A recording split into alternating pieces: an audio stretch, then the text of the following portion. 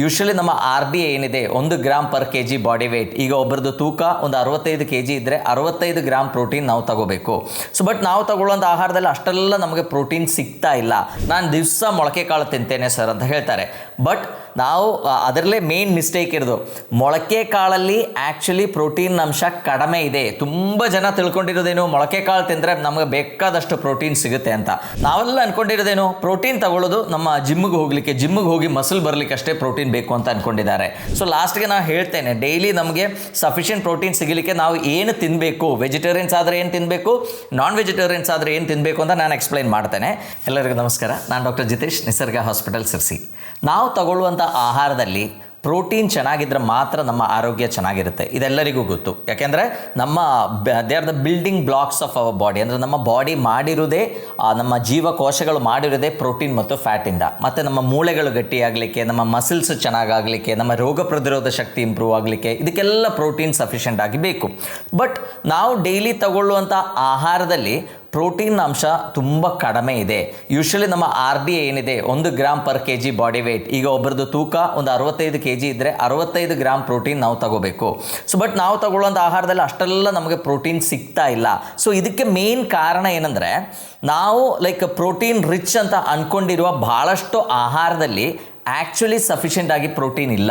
ಈಗ ನಾನು for example ನನ್ನಲ್ಲಿ ಬರುವಂಥ ಎಷ್ಟೋ ಪೇಷಂಟ್ಸ್ ಹತ್ರ ಹೇಳ್ತೇನೆ, ಮೇನ್ಲಿ ವೆಜಿಟೇರಿಯನ್ಸ್ ಹತ್ರ, ಸರ್ ನೀವು ತಗೊಳ್ಳುವಂಥ ಆಹಾರದಲ್ಲಿ ಪ್ರೋಟೀನ್ದು ಕೊರತೆ ಇದೆ, ನೀವು ರೆಗ್ಯುಲರ್ಲಿ ಇನ್ನೂ ಜಾಸ್ತಿ ಪ್ರೋಟೀನ್ ಇರುವಂಥ ಆಹಾರಗಳು ಸೇವಿಸಬೇಕು ಅಂತ ಹೇಳಿದಾಗ ಅವರೆಲ್ಲ ಹೇಳುವಂಥ ಉತ್ತರ ಏನು, ನಾನು ದಿವಸ ಮೊಳಕೆ ಕಾಳು ತಿಂತೇನೆ ಸರ್ ಅಂತ ಹೇಳ್ತಾರೆ. ಬಟ್ ನಾವು ಅದರಲ್ಲೇ ಮೇನ್ ಮಿಸ್ಟೇಕ್ ಇರೋದು, ಮೊಳಕೆ ಕಾಳಲ್ಲಿ ಆ್ಯಕ್ಚುಲಿ ಪ್ರೋಟೀನ್ ಅಂಶ ಕಡಿಮೆ ಇದೆ. ತುಂಬ ಜನ ತಿಳ್ಕೊಂಡಿರೋದೇನು, ಮೊಳಕೆ ಕಾಳು ತಿಂದರೆ ನಮಗೆ ಬೇಕಾದಷ್ಟು ಪ್ರೋಟೀನ್ ಸಿಗುತ್ತೆ ಅಂತ. ಸೊ ಯೂಶ್ವಲಿ ನಾವು ನೋಡಿದರೆ ಕಾಳುಗಳಲ್ಲಿ ಒಂದು 100 ಗ್ರಾಮ್ ಕಾಳಲ್ಲಿ ಒಂದು 20ರಿಂದ 30 ಗ್ರಾಮ್ ಪ್ರೋಟೀನ್ ಸಿಗುತ್ತೆ. ಓಕೆ, ತುಂಬ ಒಳ್ಳೆಯದು, ತುಂಬ ವೆರಿ ಸಫಿಷಿಯೆಂಟ್.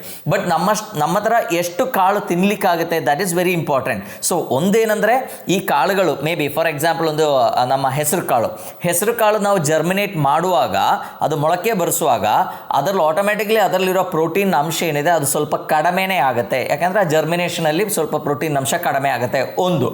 ಎರಡನೇದು, 100 ಗ್ರಾಮ್ ಹೆಸರು ಕಾಳು, ಈಗ ಇದರಲ್ಲಿ 28 ಗ್ರಾಮ್ ಪ್ರೋಟೀನ್ ಇದೆ ಅಂತ ಹೇಳುವಾಗ ಅದು ಯಾವುದರಲ್ಲಿದೆ, ಡ್ರೈ ಆಗಿರುವಂಥ ಹೆಸರು ಕಾಳಲ್ಲಿ 28 ಗ್ರಾಮ್, 100 ಗ್ರಾಮ್ ಡ್ರೈ ಹೆಸರು ಕಾಳಲ್ಲಿ 28 ಗ್ರಾಮ್ ಪ್ರೋಟೀನ್ ಇದೆ. ಸೊ ಈ ಡ್ರೈ ಆಗಿರುವಂಥ 100 ಗ್ರಾಮ್ ಹೆಸರು ಕಾಳು ನಾವು ನೆನೆಸಿ ಅದಕ್ಕೆ ಮೊಳಕೆ ಬರೆಸಿದ್ರೆ ಅದು ಎಷ್ಟೊಂದು ಆಗ್ಬೋದು ನೀವೇ ವಿಚಾರ ಮಾಡಿ. ಸೊ ಅಷ್ಟೆಲ್ಲ ಮೊಳಕೆ ಕಾಳು ಒಬ್ಬರ ಹತ್ರ ತಿನ್ನಲಿಕ್ಕೆ ಸಾಧ್ಯನೇ ಇಲ್ಲ. ನಮಗೆ ತಿನ್ನಲಿಕ್ಕಾಗೋದು ಆ್ಯಕ್ಚುಲಿ ಒಂದು 100 ಗ್ರಾಮ್ ಸ್ಪ್ರೌಟ್ಸ್, ಮೊಳಕೆ ಕಾಳು. ಓಕೆ, 100 ಗ್ರಾಮ್ ಕಷ್ಟಪಟ್ಟು ನಾವು 100 ಗ್ರಾಮ್ ಮೊಳಕೆ ಕಾಳು ತಿನ್ಬೋದು. ಬಟ್ 100 ಗ್ರಾಮ್ ಮೊಳಕೆ ಬಂದಿರುವಂಥ ಹೆಸರು ಕಾಳಲ್ಲಿ ಇರೋದು ಬರೀ 3 ಗ್ರಾಮ್ ಪ್ರೋಟೀನ್ ಅಷ್ಟೇ ಇದೆ. ಸೊ ನಮ್ಮ ಬಾಡಿ ವೇಟ್ಗೆ ಈ 3 ಗ್ರಾಮ್ ಪ್ರೋಟೀನ್ ಎಲ್ಲಿಂದ ನಮಗೆ ಸಾಕಾಗುತ್ತೆ? ಸೊ ನಾನು ಈ ವಿಡಿಯೋದಲ್ಲಿ ಈ ಥರ ಮಿತ್ಸನ್ನು, ತುಂಬ ತಪ್ಪು ಕಲ್ಪನೆಗಳಿದೆ ನಮಗೆ. ಅಂದರೆ ನಾವು ತಗೊಳ್ಳೋ ಆಹಾರ ಸಫಿಷಿಯೆಂಟ್ ಆಗಿ ಪ್ರೋಟೀನ್ ಇದೆ, ಸೊ ನಮಗೆ ಏನೂ ಪ್ರಾಬ್ಲಮ್ಸ್ ಬರಲ್ಲ ಅಂತ. But it's strong actually. So actually ನಾವು ಯಾವ ಥರ ಆಹಾರಗಳನ್ನು ತಗೊಂಡ್ರೆ ನಮ್ಮ ಬಾಡಿಗೆ ಬೇಕಾದಷ್ಟು ಪ್ರೋಟೀನ್ ಸಿಗುತ್ತೆ ಅಂತ ನಿಮ್ಮೊಟ್ಟಿಗೆ ಈ ವಿಡಿಯೋಲಿ ನಾನು ಶೇರ್ ಮಾಡ್ತೇನೆ. ಸೊ ನಮಗೆ ಡೈಲಿ ನಮ್ಮ ಬಾಡಿಗೆ ಬೇಕಾದಷ್ಟು ಪ್ರೋಟೀನ್ ಸಿಗಲಿಕ್ಕೆ ಏನೇನು ಆಹಾರಗಳು ತಗೋಬೇಕು ಅಂತ ನೋಡೋ ಮೊದಲು ಈ ಪ್ರೋಟೀನ್ ನಮಗೆ ಯಾಕೆ ಬೇಕು ಅಂತ ನೋಡೋಣ. ನಿಮಗೆ ಗೊತ್ತು, ಪ್ರೋಟೀನ್ ಎಲ್ಲ ಮಾಡಿರೋದು ಅಮಿನೋ ಆ್ಯಸಿಡ್ಸ್ ಅಂತ. ಸೊ ಈ ಅಮಿನೋ ಆ್ಯಸಿಡ್ಸ್ಗಳೆಲ್ಲ ಸೇರಿ ಪ್ರೋಟೀನ್ ಮಾಲಿಕ್ಯೂಲ್ ಆಗುತ್ತೆ. ಸೊ ಇದರಲ್ಲಿ ಕೂಡ ಕೆಲವು ಅಮಿನೋ ಆ್ಯಸಿಡ್ಸ್ ಏನಿರುತ್ತೆ ಅಂದರೆ ನಾವು ಎಸೆನ್ಷಿಯಲ್ ಅಮಿನೋ ಆ್ಯಸಿಡ್ಸ್ ಅಂತ ಹೇಳ್ತೀವಿ. ಅದು ಮೇನ್ಲಿ ನಮ್ಮ ಬಾಡಿಯಲ್ಲಿ ಪ್ರೊಡ್ಯೂಸ್ ಆಗಲ್ಲ. ಸೊ ನಮ್ಮ ಬಾಡಿಯಲ್ಲಿ ಎಷ್ಟೋ ಅಮಿನೋ ಆ್ಯಸಿಡ್ಸ್ ಪ್ರೊಡ್ಯೂಸ್ ಆಗುತ್ತೆ, ಬಾಡಿಗೆ ಅದು ಪ್ರೊಡ್ಯೂಸ್ ಮಾಡುವಂಥ ಕೆಪಾಸಿಟಿ ಇದೆ. ಬಟ್ ಈ ಎಸೆನ್ಷಿಯಲ್ ಅಮಿನೋ ಆ್ಯಸಿಡ್ಸ್ ನಮ್ಮ ಬಾಡಿಯಲ್ಲಿ ಪ್ರೊಡ್ಯೂಸ್ ಆಗಲ್ಲ. ಸೊ ಅದು ನಾವು ಹೊರಗಡೆಯಿಂದ ನಮ್ಮ ಸಪ್ಲಿಮೆಂಟ್ ರೂಪದಲ್ಲಿ ಅಥವಾ ನಾವು ತಗೊಳ್ಳುವಂಥ ಆಹಾರದಲ್ಲಿ ನಾವು ಅದು ತಗೊಳ್ಳೇಬೇಕು. ನಾವೆಲ್ಲ ಅನ್ಕೊಂಡಿರೋದೇನು, ಪ್ರೋಟೀನ್ ತಗೊಳ್ಳೋದು ನಮ್ಮ ಜಿಮ್ಮಿಗೆ ಹೋಗಿ ಮಸಲ್ ಬರಲಿಕ್ಕೆ ಅಷ್ಟೇ ಪ್ರೋಟೀನ್ ಬೇಕು ಅಂತ ಅನ್ಕೊಂಡಿದ್ದಾರೆ. ಅಲ್ಲ. ಓಕೆ, ನಮ್ಮ ಬಾಡಿಯಲ್ಲಿರುವಂಥ ಪ್ರತಿಯೊಂದು ಜೀವಕೋಶಗಳು ಕೂಡ ಮಾಡಿರೋದು ಪ್ರೋಟೀನಿಂದ, ಅದು ನಮಗೆಲ್ಲ ಗೊತ್ತು. ಬಟ್ ಅದೇ ಥರ ನಮ್ಮ ಬಾಡಿಯಲ್ಲಿರುವಂಥ ಪ್ರತಿಯೊಂದು ಸೆಕ್ರೀಷನ್ಸ್, ಅದು ಹಾರ್ಮೋನ್ ಇರ್ಬೋದು, ಎನ್ಸೈಮ್ಸ್ ಇರ್ಬೋದು, ಸೊ ಇದೆಲ್ಲ ಸೆಕ್ರೇಟ್ ಆಗಬೇಕು ಅಂದರೂ ಕೂಡ ಈ ಪ್ರೋಟೀನ್ ಬೇಕೇ ಬೇಕು. ಪ್ರೋಟೀನ್ ಇದ್ದರೆ ಮಾತ್ರ ನಮ್ಮ ಡೈಜೆಸ್ಟಿವ್ ಜ್ಯೂಸಸ್ ಸರಿಯಾಗುತ್ತೆ, ನಮ್ಮ ಹಾರ್ಮೋನ್ಸ್ ಸರಿಯಾಗಿ ಪ್ರೊಡ್ಯೂಸ್ ಆಗಬೇಕು ಅಂದರೆ ನಮಗೆ ಪ್ರೋಟೀನ್ ಬೇಕು, ನಮ್ಮ ಜೀವಕೋಶಗಳಿಗೆ ಕರೆಕ್ಟಾಗಿರುವಂಥ ಸ್ಟ್ರಕ್ಚರ್ ಸಿಗಬೇಕು ಅಂದರೆ ಪ್ರೋಟೀನ್ ಬೇಕು, ನಮ್ಮ ಮೂಳೆಗಳು ಗಟ್ಟಿಯಾಗಿರಬೇಕು ಅಂದರೆ ಪ್ರೋಟೀನ್ ಬೇಕು, ನಮ್ಮಲ್ಲಿರುವಂಥ ಕಾರ್ಟಿಲೇಜ್ ಸೌಕಳಿ ಎಲ್ಲ ಆಗೋದು ಕಡಿಮೆ ಆಗಬೇಕು ಅಂದರೆ ಅದಕ್ಕೂ ಬೇಕು ಪ್ರೋಟೀನ್ ಬೇಕು, ನಮ್ಮ ನರಗಳಿಗೆ ಕರೆಕ್ಟಾಗಿ ಇಂಪಲ್ಸ್ ಟ್ರಾನ್ಸ್ಪೋರ್ಟ್ ಆಗಬೇಕು ಅಂತ ಇದ್ರೂ ಕೂಡ ಪ್ರೋಟೀನ್ ಬೇಕು, ಅದಕ್ಕೂ ಕೂಡ ಕೆಲವು ನ್ಯೂರೋ ಟ್ರಾನ್ಸ್ಮಿಟರ್ಸ್ ಪ್ರೊಡ್ಯೂಸ್ ಆಗಬೇಕು, ನಮ್ಮ ಮೈಲಿನ್ ಶೀಟ್ ಅಂತ ಸರಿಯಾಗಿರಬೇಕು. ಸೊ ಇದಕ್ಕೆಲ್ಲದಕ್ಕೂ ಪ್ರೋಟೀನ್ ಬೇಕು. ನಮ್ಮ ಬ್ರೈನ್ ಫಂಕ್ಷನ್ಸ್ ಸರಿಯಾಗಿ ಆಗಬೇಕು ಅಂದರೆ ನಮ್ಮ ಪ್ರೋಟೀನ್ ಬೇಕು. ಮೇನ್ಲಿ ನಮ್ಮ ಇಮ್ಯುನಿಟಿ ಸರಿಯಾಗಿರಬೇಕು. ನಮ್ಮ ಬಾಡಿಯಲ್ಲಿ ಎಲ್ಲ ಇಮ್ಯುನೋಗ್ಲೋಬ್ಲಿನ್ಸ್ ಸರಿಯಾಗಿ ಪ್ರೊಡ್ಯೂಸ್ ಆಗಬೇಕು ಅಂದರೆ ಇಮ್ಯುನಿಟಿ ಬೇಕು. ನಮ್ಮ ಎಲ್ಲ ಡಿಫೆನ್ಸ್ಗೆ ಬೇಕಾಗಿರುವಂಥ ನಮ್ಮ ಕೋಶಗಳೇನಿದೆ ಅದು ಪ್ರೊಡ್ಯೂಸ್ ಆಗಬೇಕು ಅಂದರೂ ಈ ಪ್ರೋಟೀನ್ ಬೇಕು. ನಾವು ತಗೊಂಡಿರುವ ಆಹಾರದಲ್ಲಿರುವಂಥ ಪೌಷ್ಟಿಕಾಂಶಗಳು ರಕ್ತದಲ್ಲಿ ಎಲ್ಲ ಕಡೆ ಟ್ರಾನ್ಸ್ಪೋರ್ಟ್ ಆಗಬೇಕು ಅಂದರೂ ಕೂಡ ನಮಗೆ ಪ್ರೋಟೀನ್ ಬೇಕು. ಸೊ ಅದೇ ಥರ ನಿಮಗೆ ಗೊತ್ತು, ನಮ್ಮ ಗ್ರೋತ್ ಚೆನ್ನಾಗಾಗಲಿಕ್ಕೆ ನಮಗೆ ಪ್ರೋಟೀನ್ ಬೇಕು. ಆ್ಯಂಡ್ ನಮ್ಮ DNA, ನಮ್ಮ ಬಾಡಿ ಅಂದರೆ ನಾವು ಹೇಗಿರಬೇಕು, ನಮ್ಮ ಬಾಡಿ ಸ್ಟ್ರಕ್ಚರ್ ಹೇಗಿರಬೇಕು, ನಮ್ಮ ಪ್ರತಿಯೊಂದು ಡಿಸೈಡ್ ಮಾಡುವಂಥ DNA ರೆಡಿ ಆಗಬೇಕು ಅಂದರೂ ಕೂಡ ಪ್ರೋಟೀನ್ ಬೇಕು. ಸೊ ಇಷ್ಟೆಲ್ಲ ಫಂಕ್ಷನ್ಸು ಪ್ರೋಟೀನಿಗಿದೆ. ಬಟ್ ಆದರೂ ನಾವು ತಗೊಳ್ಳುವಂಥ ಆಹಾರದಲ್ಲಿ ಪ್ರೋಟೀನ್ನ ಕೊರತೆ ತುಂಬ ಆಗ್ತಾ ಇದೆ. ಸೊ ನಾವೇನು ಮಾಡಬೇಕು, ಸಫಿಷಿಯೆಂಟ್ ಆಗಿರುವಷ್ಟು ಪ್ರೋಟೀನ್. ಈಗ ತುಂಬ ತಪ್ಪು ಕಲ್ಪನೆಗಳು ಕೂಡ ಇದೆ. ನಮ್ಮಲ್ಲಿ ಬರುವಂಥ ಎಷ್ಟೋ ಪೇಷಂಟ್ಸ್ಗೆ ಹೇಳ್ತೀವಿ, ಸರ್ ಸಫಿಷಿಯೆಂಟ್ ಆಗಿ ಪ್ರೋಟೀನ್ ತಗೋಬೇಕು ಅಂತ ಹೇಳಿದ ಕೂಡಲೇ ಅವರು ಹೇಳೋದೇನು, ಅಯ್ಯೋ ಪ್ರೋಟೀನ್ ತಗೊಂಡ್ರೆ ಕಿಡ್ನಿ ಹಾಳಾಗುತ್ತೆ. ಸೊ ಹಾಗಲ್ಲ. ಸೊ ಇದಕ್ಕೆಲ್ಲ ಈವನ್ ಕಿಡ್ನಿ ಸರಿಯಾಗಿರಬೇಕು ಅಂದರೂ ಕೂಡ ಪ್ರೋಟೀನ್ ಬೇಕು. ಬಿಕಾಸ್ ಕಿಡ್ನಿ ಸೆಲ್ಸ್ ಮಾಡಿರೋದು ಕೂಡ ಪ್ರೋಟೀನಿಂದಾನೆ. ಸೊ ಆ ತಪ್ಪು ಕಲ್ಪನೆ ಫಸ್ಟ್ ನಾವು ದೂರ ಇಡಬೇಕು. ನಮ್ಮ ಆಹಾರದಲ್ಲಿ ಸಫಿಷಿಯೆಂಟ್ ಆಗಿ ಪ್ರೋಟೀನ್ ಇದ್ದರೆ ಮಾತ್ರ ನಮ್ಮ ಬೆಳವಣಿಗೆ ಚೆನ್ನಾಗಾಗುತ್ತೆ, ನಮ್ಮ ಪ್ರತಿಯೊಂದು ಜೀವಕೋಶಗಳು ಸರಿಯಾಗಿ ಕೆಲಸ ಮಾಡುತ್ತೆ, ನಮ್ಮ ರೋಗ ಪ್ರತಿರೋಧ ಶಕ್ತಿ ಇಂಪ್ರೂವ್ ಆಗುತ್ತೆ. ಆ್ಯಂಡ್ ಓವರ್ ಆಲ್ ನಮ್ಮ ಹೆಲ್ತ್ ಚೆನ್ನಾಗಿರಬೇಕು ಅಂದರೆ ಸಫಿಷಿಯೆಂಟ್ ಆಗಿ ಪ್ರೋಟೀನ್ ಬೇಕೇ ಬೇಕು. ಸೊ ಈಗ ನಮಗೆ ಡೈಲಿ ಎಷ್ಟು ಪ್ರೋಟೀನ್ ಬೇಕು ಅಂತ ನೋಡೋಣ. ಸೊ ಯೂಶಲಿ ನಾನು ಫಸ್ಟ್ ಹೇಳಿದ್ದೇನೆ, 1 kg ಬಾಡಿ ವೇಟಿಗೆ 1 ಗ್ರಾಮ್ ಪ್ರೋಟೀನ್ ಬೇಕು. ಅಂದರೆ ನನ್ನ ವೇಟ್ ಈಗ 65 kg ಇದೆ. ಸೊ ನನಗೆ 65 ಗ್ರಾಮ್ ಪ್ರೋಟೀನ್ ಬೇಕು. ಸೊ ಈ 65 ಗ್ರಾಮ್ ಪ್ರೋಟೀನ್ ಬೇಕು ಅಂತ ಹೇಳಿದ್ಕೊಳ್ಳ ಅದೆಲ್ಲ ಒಂದು ಸಪ್ಲಿಮೆಂಟಿಂದ ತಗೋಬೇಕು ಅಂತ ಇಲ್ಲ. ನಾವು ತಗೊಳ್ಳುವಂಥ ಪ್ರತಿಯೊಂದು ಆಹಾರದಲ್ಲಿ ಕೂಡ ಪ್ರೋಟೀನ್ ಇದೆ. ಬಟ್ ಕೆಲವು ಆಹಾರದಲ್ಲಿ ತುಂಬ ಕಡಿಮೆ ಪ್ರೋಟೀನ್ ಇರುತ್ತೆ, ಇನ್ನು ಕೆಲವುದರಲ್ಲಿ ನಮಗೆ ಸಫಿಷಿಯೆಂಟ್ ಆಗಿರುವಷ್ಟು ಪ್ರೋಟೀನ್ ಸಿಗುತ್ತೆ. ಈಗ ಫಾರ್ ಎಕ್ಸಾಂಪಲ್, ಸೊ ನಾವೆಲ್ಲರೂ ಹೇಳ್ತೀವಿ ಅನ್ನದಲ್ಲಿ ಪ್ರೋಟೀನ್ ಇಲ್ಲ, ಬರೀ ಕಾರ್ಬೋಹೈಡ್ರೇಟ್ ಅಷ್ಟೇ ಇದೆ ಅಂತ. ಬಟ್ ಅಲ್ಲ, 100 ಗ್ರಾಮ್ ಅನ್ನದಲ್ಲಿ 4 ಗ್ರಾಮ್ ಪ್ರೋಟೀನ್ ಇದೆ. ಸೊ ಈಗ ನಾವು ಮೊಳಕೆ ಕಾಳು ನೋಡುವಾಗ 100 ಗ್ರಾಮ್ ಮೊಳಕೆ ಕಾಳು ತಿಂದರೆ ಅದರಲ್ಲೂ ನಮಗೆ ಸಿಗೋದು 4 ಗ್ರಾಮ್ ಪ್ರೋಟೀನ್ ಸಿಗುತ್ತೆ. But at the same time ನಮಗೆ ಏನಾಗುತ್ತೆ, ತುಂಬ ಗ್ಯಾಸ್ ಆಗುತ್ತೆ, ಹೊಟ್ಟೆ ಬ್ಲೋಟಿಂಗ್ ಆಗುತ್ತೆ. ಸೊ ನಮಗೆ ಏನು ನಮ್ಮ ಸ್ಮೂತಾಗಿ ನಮ್ಮ ಲೈಫನ್ನು ಪ್ರೊಸೀಡ್ ಮಾಡ್ತಾ ನಮಗೆ ಹೊಟ್ಟೆಯಲ್ಲಿ ಗ್ಯಾಸ್ ತುಂಬದೆ ಅಥವಾ ನಮಗೆ ಬೇರೆ ಏನು ಕಾಂಪ್ಲಿಕೇಶನ್ಸ್ ಆಗದೆ ಕೂಡ ನಾವು ಸಫಿಷಿಯೆಂಟ್ ಆಗಿರೋಷ್ಟು ಪ್ರೋಟೀನ್ ನಾವು ತಗೋಬಹುದು. ಸೊ ಈ ಸಫಿಷಿಯೆಂಟ್ ಆಗಿರೋ ಪ್ರೋಟೀನ್ ನಮಗೆ ಸಿಕ್ಕಿದ್ರೆ ಏನಾಗುತ್ತೆ, ನಮ್ಮ ಎನರ್ಜಿ ಲೆವೆಲ್ ತುಂಬ ಚೆನ್ನಾಗಿ ಇಂಪ್ರೂವ್ ಆಗುತ್ತೆ, ನಮ್ಮ ಹೆಲ್ತ್ ತುಂಬ ಚೆನ್ನಾಗಿರುತ್ತೆ. ಸೊ ಈಗ ನಾವು ತಗೊಳ್ಳುವಂಥ ಆಹಾರದಲ್ಲಿ ಯೂಶಲಿ ತುಂಬ ವೆರೈಟಿ ಆಫ್ ಫುಡ್ಸ್ ನಾವು ತಗೊಳ್ತೀವಿ. ಅದರಲ್ಲಿ ಎಷ್ಟು ಪ್ರೋಟೀನ್ ಅಂಶ ಇರುತ್ತೆ ಅಂತ ನಾವು ಫಸ್ಟ್ ನೋಡೋಣ. ಸೊ ಯೂಶಲಿ ಪ್ರೋಟೀನ್ ಅಂತ ಹೇಳಿದ ಕೂಡಲೇ ನಮಗೆ ನೆನಪಾಗೋದು ಫಸ್ಟ್ ಯಾವುದು, ಮೊಟ್ಟೆ. ಸೊ ಮೊಟ್ಟೆಯಲ್ಲಿ ಯೂಶಲಿ ಒಂದು ಆವರೇಜ್ ಸೈಜ್ ಇರುವಂಥ ಮೊಟ್ಟೆಯಲ್ಲಿ 6 ಗ್ರಾಮ್ ಪ್ರೋಟೀನ್ ಇರುತ್ತೆ. ಸೊ ಈ 6 ಗ್ರಾಮ್ ಪ್ರೋಟೀನ್ಸ್ ಅಂದರೆ ನೀವೇ ನೋಡಿ, ನಮಗೆ ಫಾರ್ ಎಕ್ಸಾಂಪಲ್ ನಾನು 60 kg ತೂಕ ಇರೋರಾದರೆ ಅವರಿಗೆ ಎಂಟೈರ್ 60 ಗ್ರಾಮ್ ಪ್ರೋಟೀನು ಈ ಮೊಟ್ಟೆಯಿಂದಾನೇ ಬರಬೇಕು ಅಂತ ಇಲ್ಲ. ಸೊ ಅಟ್ಲೀಸ್ಟ್ ಒಂದು ಡೈಲಿ ಒಂದು 2 to 3 eggs ಅವರು ತಗೊಂಡ್ರೆ ಸುಮಾರು 18ರಿಂದ 20 ಗ್ರಾಮ್ ಪ್ರೋಟೀನ್ ನಮಗೆ ಮೊಟ್ಟೆಯಿಂದ ಸಿಗುತ್ತೆ. ಆ್ಯಂಡ್ ಮೊಟ್ಟೆಯಲ್ಲಿರುವ ಆಲ್ಬುಮಿನ್ ಏನಿದೆ, ಎಗ್ ವೈಟ್ ಏನಿದೆ, that is a very good protein. And ಮೊಟ್ಟೆ ತಗೊಳ್ಳೋದ್ರಿಂದ ಅದರದ್ದು ಎಲ್ಲೋಯಲ್ಲಿ ಒಳ್ಳೆ ಫ್ಯಾಟಿ ಆಸಿಡ್ ಇದೆ. And at the same time ಅದರಲ್ಲಿ ಕೋಲಿನ್ ಕೂಡ ಸಿಗುತ್ತೆ. ನಮ್ಮ ನರಗಳ ಫಂಕ್ಷನ್ಸ್ ಎಲ್ಲ ಇಂಪ್ರೂವ್ ಆಗಲಿಕ್ಕೆ, ನಮ್ಮ ಬಾಡಿ ಇನ್ಫ್ಲಮೇಷನ್ ಕಡಿಮೆ ಆಗಲಿಕ್ಕೆ, ನಮ್ಮ ಈ ರಕ್ತನಾಳಗಳೊಳಗೆ ಬರುವಂಥ ಎಂಡೋಥೀಲಿಯಲ್ ಡಿಸ್ಫಂಕ್ಷನ್ ಕಡಿಮೆ ಆಗಲಿಕ್ಕೆ ಎಲ್ಲ ಇದು ತುಂಬ ಹೆಲ್ಪ್ ಆಗುತ್ತೆ. ಇನ್ನು 1 ಗ್ಲಾಸ್ ಹಾಲಲ್ಲಿ, ಸೊ ನಮ್ಗೆ ಗೊತ್ತು ಆ ಹಾಲು ಏನಿದೆ that is one rich source of protein. But 1 glass ಹಾಲಲ್ಲಿ ನಮಗೆ ಸಿಗೋದು ಅರೌಂಡ್ 8 ಗ್ರಾಮ್ಸ್ ಆಫ್ ಪ್ರೋಟೀನ್ ಸಿಗುತ್ತೆ. ಮೇ ಬಿ ಒಂದು 200 to 300 ml ಹಾಲಲ್ಲಿ, 200 to 250 ml ಹಾಲಲ್ಲಿ ಒಂದು 8 ಗ್ರಾಮ್ ಪ್ರೋಟೀನ್ ಸಿಗುತ್ತೆ. ಅದೇ ಥರ ಅಷ್ಟೇ ಕ್ವಾಂಟಿಟಿ ಮೊಸರಲ್ಲಿ ಕೂಡ ನಮಗೆ 8 ಗ್ರಾಮ್ ಪ್ರೋಟೀನ್ ಸಿಗುತ್ತೆ. ಆ್ಯಂಡ್ ನಾವು ಟೋಫು ಅಂತ ಹೇಳ್ತೀವಿ, ನಮ್ಮ ಈ ಸೋಯಾ ಮಿಲ್ಕಿಂದ ಮಾಡುವಂಥದ್ದು, ಅದರಲ್ಲಿ ಕೂಡ ಆಲ್ಮೋಸ್ಟ್ 8 ಗ್ರಾಮ್ಸ್ ಪ್ರೋಟೀನ್ ನಮಗೆ 100 ml ಅಲ್ಲಿ ಸಿಗುತ್ತೆ. ನೆಕ್ಸ್ಟ್ ಪನ್ನೀರ್. ಸೊ ಯೂಶಲಿ ನಮ್ಮ ವೆಜಿಟೇರಿಯನ್ಸ್ ಆದರೆ ಒಂದು ಒಳ್ಳೆ ಪ್ರೋಟೀನ್ ನಮಗೆ ಅವರಿಗೆ ಸಿಗಲಿಕ್ಕೆ ನಾನು ಯೂಶಲಿ ಪನ್ನೀರ್ ಸಜೆಸ್ಟ್ ಮಾಡ್ತೇನೆ. ಸೊ ಒಂದು 100 ಗ್ರಾಮ್ ಪನ್ನೀರ್ ತಗೊಂಡ್ರೆ ಅದರಲ್ಲಿ ಯೂಶಲಿ ಒಂದು 18 ಗ್ರಾಮ್ ಪ್ರೋಟೀನ್, ಮೇ ಬಿ 18 ಅಂತ ಒಂದು ಆಡ್ ಫಿಗರ್, ಒಂದು 20 ಗ್ರಾಮ್ ಪ್ರೋಟೀನ್ ಸಿಗುತ್ತೆ ಅಂತ ಅನ್ಕೊಳ್ಳೋಣ. So paneer can be a very good source. ಯಾರಿಗೆ ಮೊಟ್ಟೆ ತಿನ್ನೋಕ್ಕಾಗಲ್ವೋ, ಯಾರಿಗೆ ಚಿಕನ್ ಮಟನ್ ತಿನ್ನೋಕ್ಕಾಗಲ್ವೋ, ಅವರು ಪನ್ನೀರ್ ಮೇಲೆ ಡಿಪೆಂಡ್ ಆಗ್ಬೋದು. ಪನ್ನೀರ್ ಅದರೊಟ್ಟಿಗೆ ತುಂಬ ಚೆನ್ನಾಗಿ ತರಕಾರಿಗಳೆಲ್ಲ ಸೇರಿಸಿ ಒಳ್ಳೆ ಡಿಶಸ್ ಮಾಡಿ ತಗೊಂಡ್ರೆ ಅವರಿಗೆ ಸಫಿಷಿಯೆಂಟ್ ಆಗಿರುವಷ್ಟು ಪ್ರೋಟೀನ್ ಸಿಗುತ್ತೆ. ಸೊ 18 ಗ್ರಾಮ್ಸ್ ಅಂದರೆ ನಮಗೆ ಹೋಲ್ ಡೇ ರಿಕ್ವೈರ್ಮೆಂಟ್ ಏನಿದೆ ಅದರದ್ದು ಅಟ್ಲೀಸ್ಟ್ ಒಂದು 1/3 ನಮಗೆ ಅದರಲ್ಲಿ ಸಿಗುತ್ತೆ. ಈಗ ನೆಕ್ಸ್ಟ್ ನಮಗೆ ಪ್ರೋಟೀನ್ ಅಂತ ಹೇಳಿದಕೊಳ್ಳೆ ನೆನಪಾಗೋದು ವೆಜಿಟೇರಿಯನ್ಸ್ಗೆ ಕಾಳುಗಳು.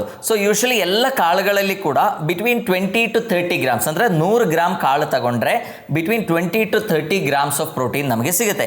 ಬಟ್ ಈ ಕಾಳುಗಳಲ್ಲಿ ಬರುವಂಥ ಸಮಸ್ಯೆ ಏನಂದರೆ ನಮಗೆ 100 ಗ್ರಾಮ್ ಕಾಳಲ್ಲಿ 25 ಗ್ರಾಮ್ ಅಥವಾ 30 ಗ್ರಾಮ್ ಪ್ರೋಟೀನ್ ಇದೆ ಅಂತ ಹೇಳೋದು ಅದು ಡ್ರೈ ಕಾಳುಗಳಲ್ಲಿ. ಸೊ ಅಷ್ಟೊಂದು ನಾವು ಯೂಸ್ ಮಾಡಲ್ಲ. ಓಕೆ, ಕಾಳುಗಳು ನಾವು ಹೇಗೆ ಯೂಸ್ ಮಾಡ್ತೀವಿ, ಯೂಶಲಿ ಸಾರು ಮಾಡಲಿಕ್ಕೆ ಯೂಸ್ ಮಾಡ್ತೀವಿ, ಅಥವಾ ಮೊಳಕೆ ಕಾಳು ಮಾಡ್ತೀವಿ, ಅಥವಾ ಏನಾದರೂ ಪಲ್ಯ ಮಾಡ್ತೀವಿ. ಸೊ ಇದೆಲ್ಲ ಮಾಡುವಾಗ ನಾವು ಒಂದು 100 ಗ್ರಾಮ್ ಕಾಳು ತಗೊಂಡ್ರೆ ಆಲ್ಮೋಸ್ಟ್ ನಮಗೆ 2 ಅಥವಾ 3 ದಿವಸ ಬರುತ್ತೆ. ಸೊ ಒಂದು 20 ಗ್ರಾಮ್ ಪ್ರೋಟೀನ್ ಅಥವಾ 30 ಗ್ರಾಮ್ ಪ್ರೋಟೀನ್ 3 ದಿವಸಕ್ಕೆ ನಮಗೆ ಸಿಗುವಾಗ ಆನ್ ಆವ್ರೇಜ್ ನಮಗೆ ಎಷ್ಟು ಸಿಕ್ತು? ಬರೀ 5 ರಿಂದ 10 ಗ್ರಾಮ್ ಪ್ರೋಟೀನ್ ಅಷ್ಟೇ ಸಿಗುತ್ತೆ.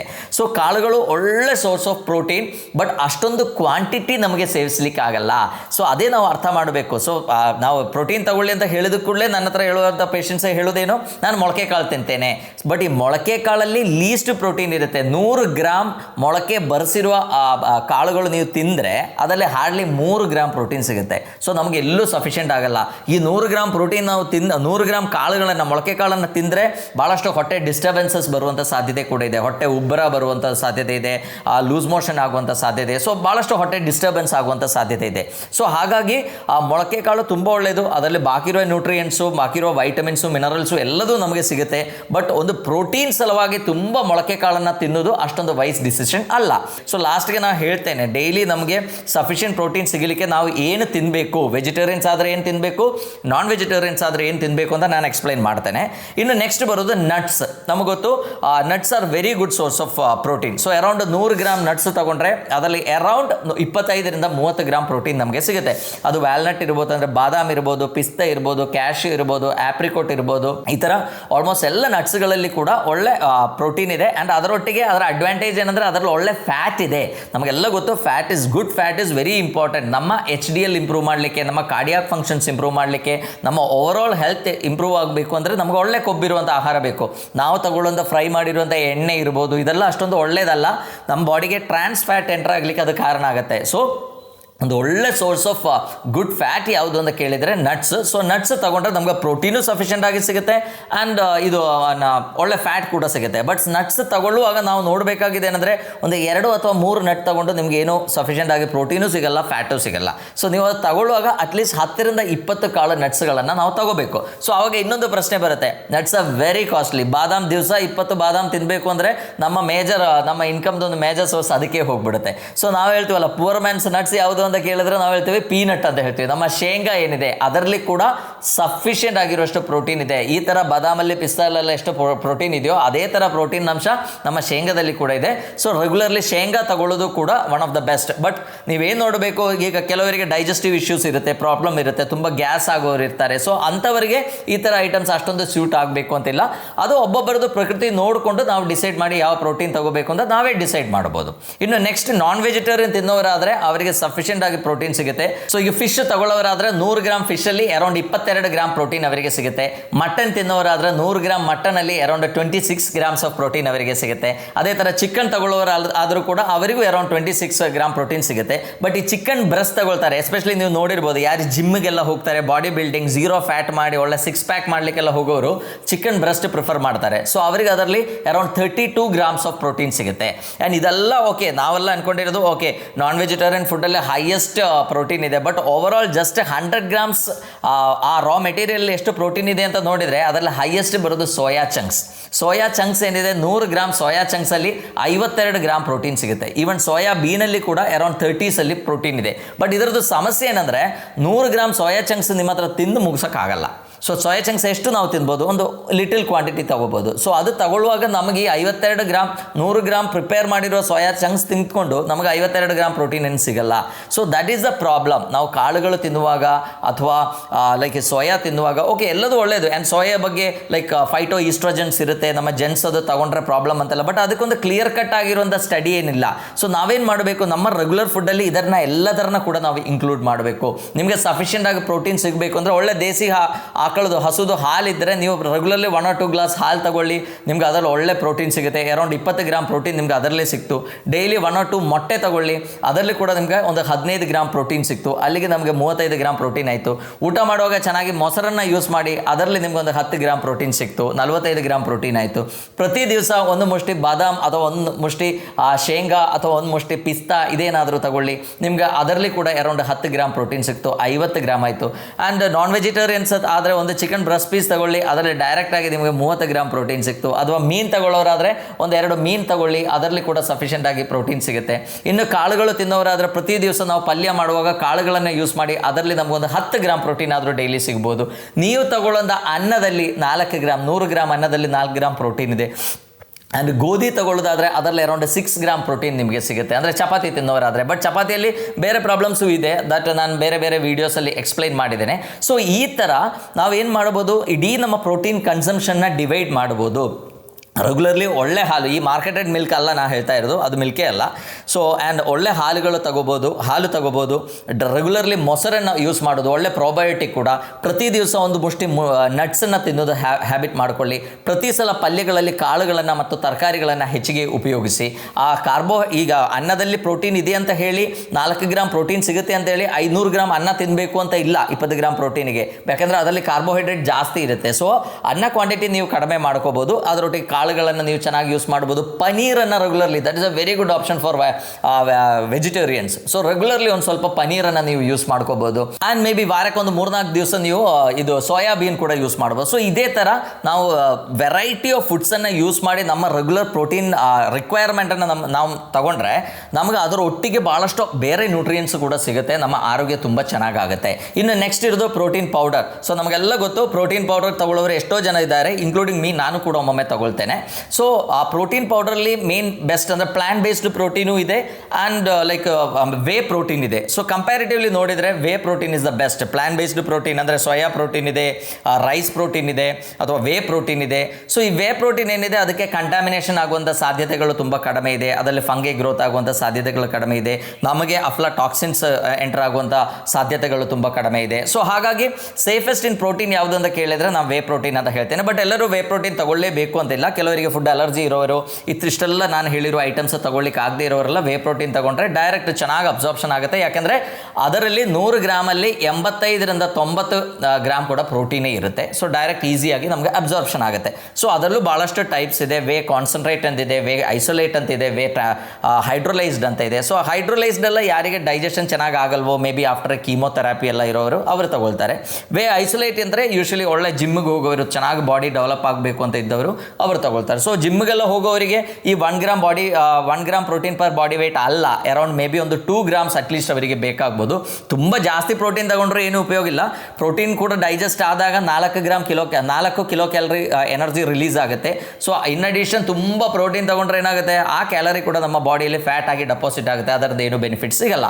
ಸೊ ಅವ್ರೇನು ಮಾಡ್ಬೋದು, ವೇ ಪ್ರೋಟೀನಲ್ಲಿ ಕೂಡ ನಾನು ಯೂಶಲಿ ಸಜೆಸ್ಟ್ ಮಾಡೋದು ರಾ ವೇ ಪ್ರೋಟೀನ್ ತಗೊಳ್ಳಿ. ರಾ ಅಂದರೆ ಬೇರೆ ಏನು ಹಾಕಿರಲ್ಲ, it will not be enriched with anything. So safe ನಮಗೆ ಲಾಂಗ್ ಟರ್ಮ್ ತಗೊಳ್ಳಿಕ್ಕೆ. ವೇ ಅಂದರೆ ನಿಮಗೆಲ್ಲ ಗೊತ್ತು, ಮೊಸರಲ್ಲಿರುವಂಥ ಆ ಲಿಕ್ವಿಡ್ ಏನಿದೆ, ಅದರ ನೀರಿನಂಶ ಏನಿದೆ ಅದನ್ನು ನಾವು ವೇ ಅಂತ ಹೇಳ್ತೀವಿ. ಸೊ ಅದರಿಂದ ಇದನ್ನು ತೆಗಿತಾರೆ, ಪ್ರೋಟೀನನ್ನು ತೆಗಿತಾರೆ. ಸೊ ಅದು ಮೇ ಬಿ ಒಂದು ಲೈಕ್ ವೇ ಕಾನ್ಸಂಟ್ರೇಟ್ ತಗೊಳ್ಳೋದು better. Whey concentrate and raw whey ತಗೊಂಡ್ರೆ ಏನಾಗುತ್ತೆ, ಅಷ್ಟೊಂದು ಭಾಳ ಕೆಫೀನ್ ಹಾಕಿರಲ್ಲ, ಎಲ್ಆರ್ಜಿನ್ ಅದು ಇದು ಎಲ್ಲ ಹಾಕಿರಲ್ಲ, ಆ್ಯಂಡ್ ಸೇಫ್ ಆಗಿರುತ್ತೆ. ಸ್ವಲ್ಪ ಲಾಂಗ್ ಟರ್ಮ್ ತಗೊಳ್ಳಿಕ್ಕೂ ಕೂಡ ಯೂಸ್ ಆಗುತ್ತೆ. ಸೊ ನಿಮಗೆ ಈಗ ಪ್ರೋಟೀನ್ ಬಗ್ಗೆ ಒಂದು ಜನರಲ್ ಆಗಿ ಒಂದು ಐಡಿಯಾ ಸಿಕ್ಕಿರ್ಬೋದು ಅಂತ ಅಂದ್ಕೊಂಡಿದ್ದೇನೆ. ಆ್ಯಂಡ್ ನಾವು ಅಂದ್ಕೊಂಡಿರುವಂಥ ಆಹಾರದಲ್ಲಿ ಈಗ ನನಗೆ ಪ್ರೋಟೀನ್ ಸಫಿಷಿಯೆಂಟ್ ಸಿಗುತ್ತೆ ಅಂತ ಹೇಳಿ ಪ್ರತಿ ದಿವಸ ಒಂದು 3 ಚಮಚ ಮೊಳಕೆ ಕಾಳು ತಿಂದರೆ ನಿಮಗೆ ಎಲ್ಲೂ ಪ್ರೋಟೀನ್ ಸಿಗಲ್ಲ.